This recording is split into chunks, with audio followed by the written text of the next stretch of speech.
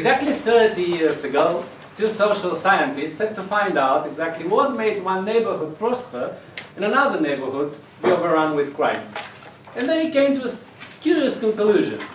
Imagine a building, a window breaks up.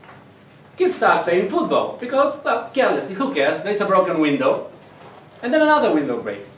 Vandals come and then break some more windows. Eventually they might even break into the building. People start littering on the streets, throwing their garbage cans on the sidewalk. Then graffitiers come and decorate the building, and thus, in a year, a prosperous building is turned into a lawless slum. Madam Toastmaster, fellow Toastmasters, friends, today I want to talk about a book, about this book. Understanding and Curing Homosexuality. As you probably know, this book was the subject of a petition that was signed by some 60,000 people to have it pulled from the shelves. And it succeeded, to the point that nowadays you cannot find this book in any bookstore in Madrid, not in El Corte Inglés, not in Casa del Libro, not in any other one. And you know what? I find this deeply troubling. I haven't read this book, and I never will. I don't know what it says, and I don't care. But that's not the point. The point is that what happened was an outrageous public book burning, an outrageous act of censorship. Is this book dangerous? I don't know. Oh, it's just Sam Jane. It's going to change her. It's attacking her. Someone help her. It's going to turn her into a homophobe. Oh my God. Is it toxic? Am I going to die because I touched it? Is it by sitting there somehow magically infuse the ideas of the author into my brain? The idea that some people need to protect others, poor creatures, from misguided ideas is nothing but a belief of arrogance. No, thank you. As Voltaire said, think for yourself and allow others the privilege of doing that. You might say, well, this book is offensive. And it may be so. You may be right. It may be offensive. I don't know. I haven't read it. It may be as offensive as Hitler's Mein Kampf. It may be as offensive as Ku Klux Klan's white supremacist literature. But then I ask, so what? Shall we ban everything that is offensive to someone? Well, this one is good. Lots of good quotes about homosexuality, calling it an abomination. Trash can. Well, too bad it was the Bible. Pork cooking, well, it offends the Muslims. Beef cooking, it offends the Hindus. Well, travel guide to Tibet, no such thing according to the Chinese. Vladimir Nabokov, Lolita, wow, pedophile stuff, who cares? George Orwell, communist propaganda. Richard Dawkins, wow, that is scum. Well, a book about genetics. Well, too bad it offends Texas creationists. Anatomy of blood transfusions. Well, sorry for Jehovah's Witnesses, they feel offended too. And what do we have here? A book about electrodynamics. Well, too bad the Amish think electricity is the work of the devil.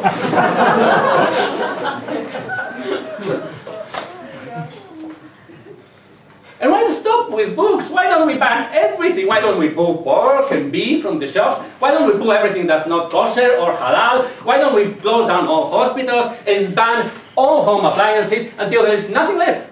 Let someone, God forbid, be offended. And then you end up with nothing but tea. Whoops, sorry. No, you can't have tea either because it offends the Mormons. Because according to their book of Revelations, it's bad for your health and it's forbidden by God. You know, you might say also that this book is simply wrong. It's incorrect. But then I ask again, who decides what is correct? The politicians? The scientists? The majority? The minority that makes the most noise? Who decides what's correct? We have had,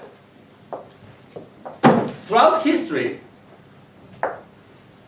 lots of people that weren't correct. If you put on a law banning everything that's not correct according to the common sense of the time, we wouldn't have had an Einstein, we wouldn't have had a Galileo, we wouldn't have had a Copernicus, we wouldn't have had a Marco Polo, we wouldn't have had a Shackleton, because all their ideas were bonkers at their time. And they went against everything that society believed in. And thanks to their struggle, and sometimes their martyrdom, we enjoy the society we have now. You could say, well, it's just a single book, who cares? Well, let's burn it and get on with our lives. No one's going to miss it. Well, that's exactly the attitude that feeds the shadow of totalitarianism. This is exactly the attitude that jeopardizes our belief system and our democracy. Do you think the Holocaust happened because someday Hitler just woke up and said, hey, let's gas 6 million Jews, and everyone said, oh, that's a great idea, let's do it? No. The Holocaust wouldn't have happened if the people in Germany hadn't acquiesced to it. It wouldn't have happened if any single organization or religious congregation or group in Germany had stood up for the Jews when their rights were taken away, first one by one, and then as a group. Until at the end, it was normal for them to be treated as cattle.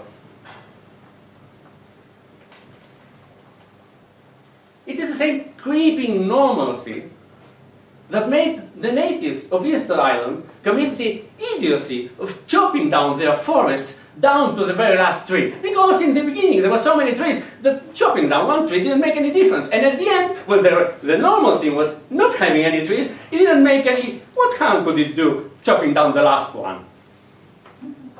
And then when they chopped their island flat, they proceeded to unroot every single shrub of vegetation, because that was the normal thing to do. And then they went extinct, but not before resorting to cannibalism, because they had to avoid starvation. And they left us those huge status as a testimony to their idiocy. Because Easter Island was once a tropical forest, and now it's a wasteland. And most of the vegetal fauna and flora has gone extinct.